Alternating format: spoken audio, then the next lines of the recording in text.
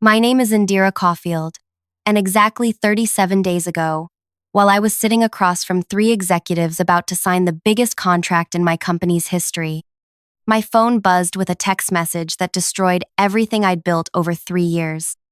The message was from Ethan Crowley, the CEO's 26-year-old son who'd never closed a deal worth more than $50,000 in his life. It said, "Clean out your desk tonight. Security will escort you out Monday morning. Your employment is terminated effective immediately." I was literally holding a pen, about to close a $28 million contract with Pennington Industries, when this kid decided to end my career via text message because he was jealous of my success. I sat there staring at my phone while the three executives waited for me to sign the final page. My heart was pounding, but somehow I managed to look up at them and say, "Gentlemen, there's been a change in representation. I won't be handling this account moving forward." The confusion on their faces was immediate. They started asking questions, but I just gathered my papers, shook their hands, and walked out of that conference room knowing exactly what I was going to do next. Before I go deeper into what happened, could you please take a few seconds to tell me in the comments where you're listening from? Because I want to know where my story is reaching people.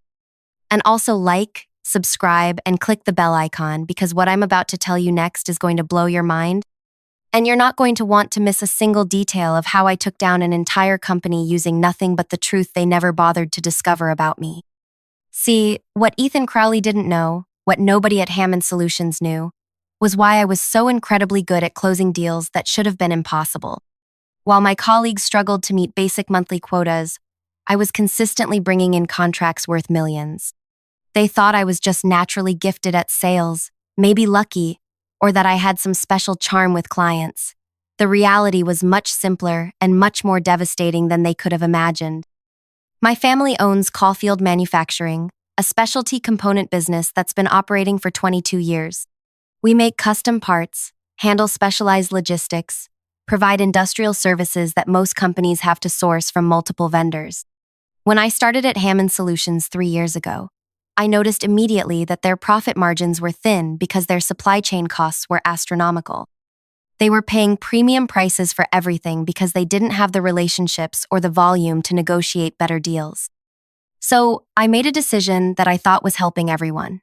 I quietly arranged for my family's business to supply components and services to Hammond Solutions at cost, sometimes even at a loss. My parents and my brother thought I was crazy, but they trusted me. They figured the steady volume would eventually pay off, and they wanted to support my career. For 3 years, Caulfield Manufacturing basically subsidized Hammond Solutions' biggest contracts, allowing me to offer clients prices that our competitors couldn't match. Every major deal I closed was possible because my family was absorbing the difference between market rates and what Hammond Solutions actually paid for materials and services. The $28 million Pennington contract, that was profitable for Hammond Solutions only because Caulfield Manufacturing was prepared to supply specialized components at 30% below market rate. The $15 million Apex Industries deal from last year, Caulfield Manufacturing handled logistics and specialized fabrication at cost. The $12 million Thornfield Group contract? Same story. I never told anyone at Hammond Solutions about these arrangements. In my mind, I was just being resourceful, using my connections to help the company succeed. I figured eventually I'd be promoted to a position where I could negotiate these relationships officially, maybe even bring Caulfield Manufacturing on as an official partner. I thought I was building something sustainable, but Ethan Crowley had been watching my success with growing resentment. He'd graduated from college 2 years ago with a business degree and expected to waltz into a senior position immediately. Instead, he had to watch me, someone without family connections or an Ivy League education, consistently outperform everyone else in the company. His father kept promoting me, giving me bigger territories, better commission structures, while Ethan struggled to close even small accounts. What finally pushed him over the edge was when his father mentioned promoting me to regional director, a position Ethan had been lobbying for since he started. That's when he decided to flex the only power he had, which was his last name. He waited until I was in the most important meeting of my career, literally moments away from closing the biggest deal in company history, to send that text message. He thought he was destroying me, but what he actually did was hand me the keys to destroy him. The morning after I got fired, I called my father at Caulfield Manufacturing. I said, "Dad, remember all those special pricing arrangements I asked for with Hammond Solutions? I need you to cancel every single one of them. Effective immediately. Return to market rates for everything." My father was quiet for a long moment. Then he said, "Indira, are you sure? That's going to affect a lot of their active contracts." I said, "Dad, they just fired me via text message while I was closing the biggest deal of my career. I'm absolutely sure." Within 24 hours, every supplier that Caulfield Manufacturing had connected Hammond Solutions with received calls about pricing adjustments. See, over 3 years, my family hadn't just been providing components at cost. They'd also introduced Hammond Solutions to their entire network of partner suppliers, convincing those suppliers to extend favorable pricing because of the relationship with Caulfield Manufacturing. All of those relationships evaporated overnight. Component costs that had been subsidized suddenly jumped to market rates. Specialized services that had been provided at cost suddenly tripled in price. Logistics arrangements that had been handled through family connections suddenly required premium pricing.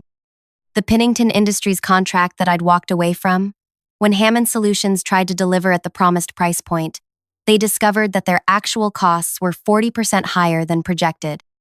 The deal went from a $6 million profit to a $3 million loss. But that was just the beginning. 18 other active contracts suddenly became unprofitable. The Apex Industries deal, the Thornfield Group contract, every major account I'd been managing was based on pricing that was only possible because of arrangements that no longer existed. Hammond Solutions faced a choice: honor the contracts and lose millions, or breach the agreements and face lawsuits. Ethan Crowley spent 2 weeks frantically trying to understand what had happened. He called supplier after supplier, demanding explanations for the sudden price increases. Nobody could give him answers that made sense. The suppliers just said their costs had changed. Their capacity was committed elsewhere. Their pricing structure had been updated. Finally, someone mentioned Caulfield Manufacturing. Ethan had never heard the name before, but when he researched it, he found a successful component business with an excellent reputation and a client list that included some very impressive companies. He called my father directly. The conversation was apparently very short. My father later told me that Ethan had demanded to know why Caulfield Manufacturing was no longer providing services to Hammond Solutions, and why all their partner suppliers had suddenly changed pricing. My father simply said, "Our arrangements were with Indira Caulfield. She's no longer with your company, so those arrangements no longer exist." That's when Ethan realized what he'd done. That's when he understood that my success hadn't been luck or charm or natural talent.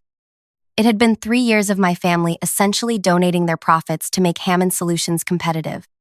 But the real twist was still coming. While Ethan was scrambling to understand the supply chain disaster, I was launching Caulfield Consulting. I'd spent 3 years learning every detail of Hammond Solutions' business model, their client relationships, their pricing strategies, their weaknesses. I knew exactly which of their clients were unhappy, which accounts were vulnerable, which relationships were held together by nothing but inertia. I also knew something else. Caulfield Manufacturing's capacity was about to become available. All those resources that had been supporting Hammond Solutions contracts could now be dedicated to new clients. Clients who were willing to pay market rates for exceptional service. My first call was to Pennington Industries. I explained that there had been a change in my employment situation, and that I was now operating as an independent consultant with access to manufacturing resources that could handle their project more efficiently than Hammond Solutions ever could. I offered them the same deal, but this time with honest pricing and transparent partnerships. They signed with me that afternoon. $28 million moved from Hammond Solutions to Caulfield Consulting in a single phone call. The second call was to Apex Industries. Same conversation, same result. $15 million. By the end of the week, I'd contacted every major client I'd developed relationships with over 3 years. Most of them were frustrated with Hammond Solutions anyway, dealing with rising costs and declining service quality. When I offered them a direct relationship with the manufacturing resources they actually needed, at honest prices with transparent partnerships, the decision was easy. Within 3 weeks, Hammond Solutions had lost $67 million in active contracts. Their supply costs had increased by 40%. Their profit margins had completely evaporated. Ethan Crowley went from thinking he'd eliminated his biggest rival to watching the entire company collapse around him. The final piece of my revenge was the most satisfying. Hammond Solutions Bank called in their credit line when the financial situation became clear. They needed immediate capital injection to avoid bankruptcy. Ethan's father started making desperate calls to potential investors, looking for someone willing to buy into a company with a destroyed supply chain and a decimated client base. That's when I made my offer. Caulfield Consulting, backed by Caulfield Manufacturing's assets and the $67 million in contracts I'd secured, offered to acquire Hammond Solutions' remaining assets for exactly $1. The acquisition included their office building, their remaining client relationships, their equipment, and their staff. Everyone except Ethan Crowley, whose employment I terminated on his first day working for me. I handed him his termination letter personally. I said, "Ethan, there's been a change in your employment status. Clean out your desk. Security will escort you out in 30 minutes." The look on his face was worth 3 years of subsidizing his family's business. But here's what makes this story even better, and why you need to stick around for the second part. What I discovered after the acquisition was that Ethan hadn't just been jealous of my success. He'd been actively sabotaging other employees, manipulating client relationships, and covering up serious financial irregularities that his father knew nothing about. The revenge I thought was complete was actually just the beginning. If you want to hear about what I found in those files, what Ethan had really been doing to the company, and how my revenge became something much bigger than I ever planned, you need to hit that notification bell right now, because part 2 of this story is going to shock you. The text message that destroyed my career ended up uncovering a scandal that reached much higher than just one spoiled kid with daddy issues. Trust me, you're not going to want to miss what happens next. 3 days after Ethan cleaned out his desk, I was sitting in what used to be his father's office, going through 5 years of financial records that I now legally owned. I'd expected to find evidence of poor management, maybe some questionable decisions that explained why the company had been struggling despite my successful contracts. What I found instead made me realize that my revenge had accidentally uncovered something much more serious than a spoiled kid's jealousy. Someone had been stealing from Hammond Solutions for years. Not small amounts, not petty cash or expense account fraud. We're talking about systematic embezzlement of hundreds of thousands of dollars per quarter, carefully hidden through fake vendor payments, inflated service contracts, and phantom consulting fees. The theft was so sophisticated that it had been completely invisible until I started comparing the financial records to the actual contracts I'd been closing. Here's what made my blood run cold. My family's subsidized pricing had been perfectly masking the embezzlement. Every time Caulfield Manufacturing provided services at cost, the difference between market rate and what Hammond Solutions actually paid was being pocketed by someone who had access to vendor payments. My family had been unknowingly providing cover for a major financial crime. I spent the next 12 hours building a timeline of the theft, cross-referencing bank records with contract details, vendor payments with actual deliveries. The pattern became crystal clear around 2 a.m. Someone with administrative access had been creating fake supplemental charges on every major contract, billing clients for services that were never provided, then pocketing the difference. The really twisted part? The theft had accelerated dramatically over the past year, right around the time Ethan started showing serious interest in my accounts. I'd assumed he was just jealous of my success, but looking at these records, I realized he might have been trying to investigate something he didn't understand. That's when I found the email folder buried deep in the company server. Ethan had been corresponding with someone for months, sending detailed questions about vendor payments, contract structures, and financial processes. The emails were professional but desperate, like someone trying to solve a puzzle they couldn't quite figure out. The person he'd been emailing was Dr. Patricia Hollins, a forensic accountant who specialized in corporate fraud investigations. Ethan had hired her privately, paying her consultation fees from his personal account, asking her to review financial patterns without accessing the actual company records. I called Dr. Hollins the next morning. The conversation lasted 3 hours and completely changed my understanding of everything that had happened. According to Dr. Hollins, Ethan had contacted her 6 months ago with suspicions about financial irregularities at his father's company. He'd noticed that profit margins were declining despite record sales numbers. He'd seen vendor payments that didn't match his understanding of actual services provided. He'd observed that the company's most successful contracts somehow generated less profit than expected. But here's the part that made me realize how wrong I'd been about everything. Ethan suspected me of the embezzlement. From his perspective, I was the only person who had access to all the major contracts where money was disappearing. I was the one negotiating vendor relationships. I was the one handling client communications. I was the one whose success never seemed to translate into proportional profits for the company. He thought I was somehow manipulating the contracts to steal money, and he'd been trying to build a case against me. When Dr. Hollins explained this to me, I actually laughed out loud. Ethan had been trying to protect his father's company from someone he thought was a sophisticated financial criminal. The reason he'd fired me via text message wasn't jealousy or spite. He'd finally convinced himself that he had enough evidence to act, and he wanted to cut off my access to company systems before I could steal more money or destroy evidence. The firing was supposed to be the first step in exposing my supposed crimes.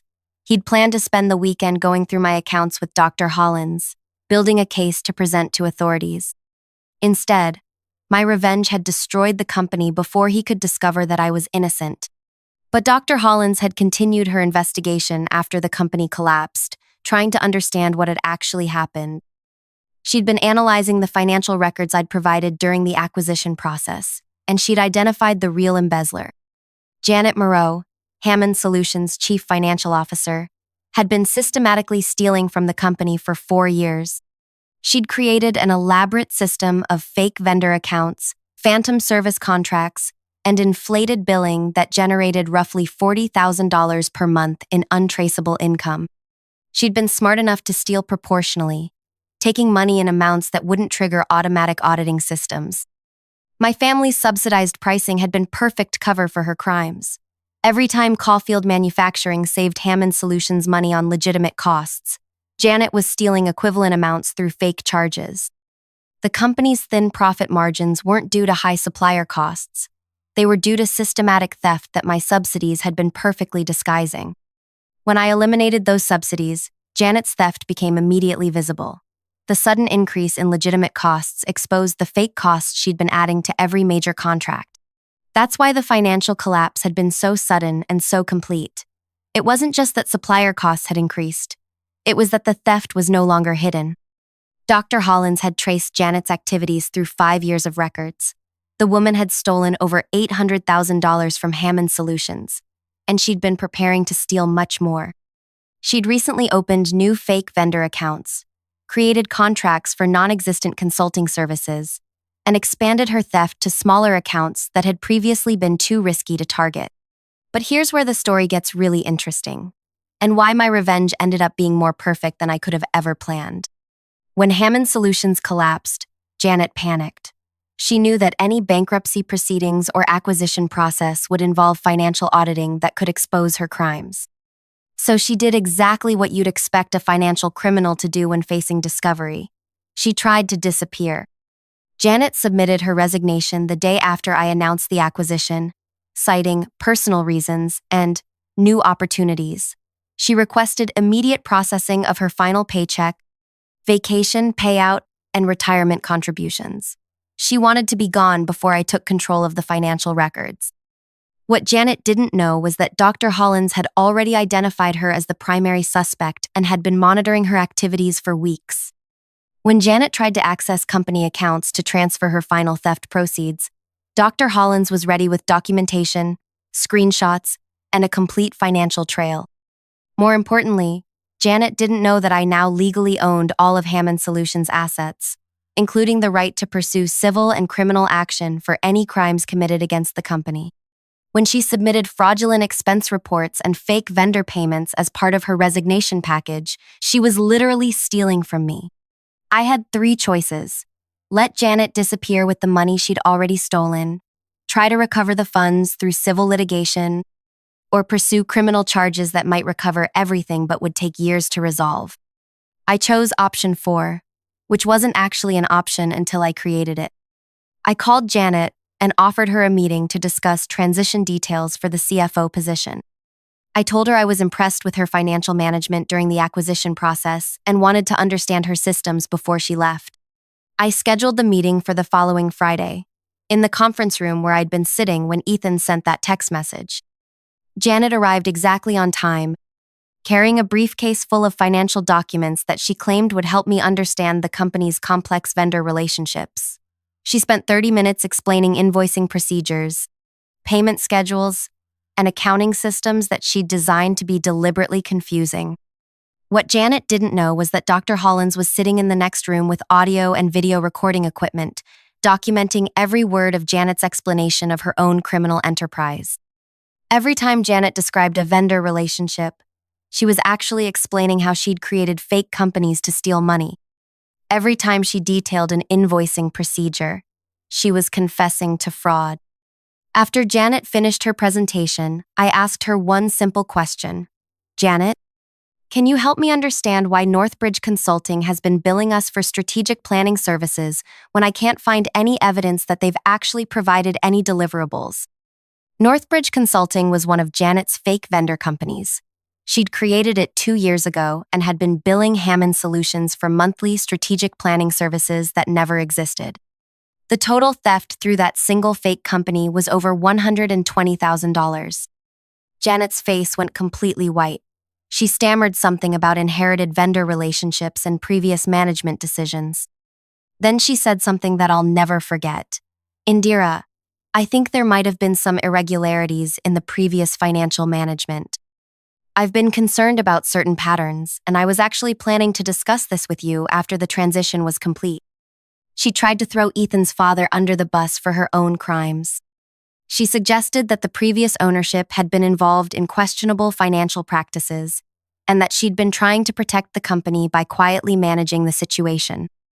That's when I told her that Dr. Hollins had been investigating financial irregularities for 6 months, and that we had documentation of every fraudulent transaction she'd processed since 2021.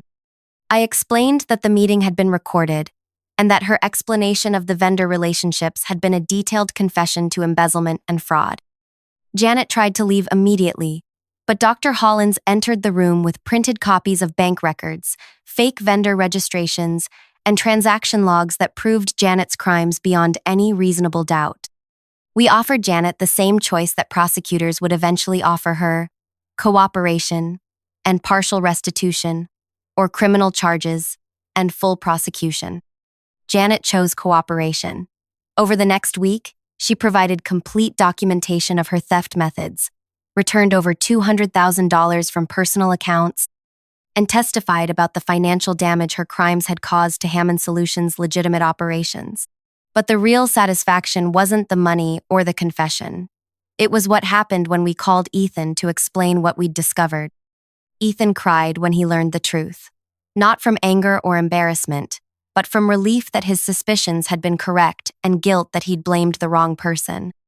He'd spent months thinking that someone was stealing from his father's company, watching the business struggle despite successful contracts, trying to protect employees and clients from what he thought was my financial manipulation.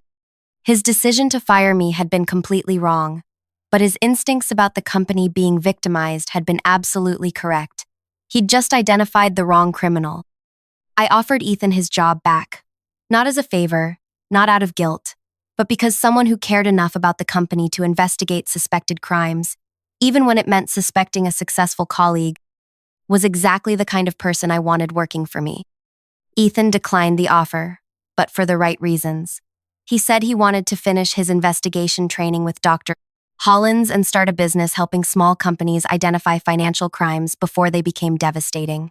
He wanted to prevent other families from experiencing what his father had gone through. The story ends with Hammond Solutions stronger than it had ever been, Caulfield Manufacturing operating as an official partner instead of a hidden subsidy, and Janet Moreau serving 18 months in federal prison for embezzlement and fraud.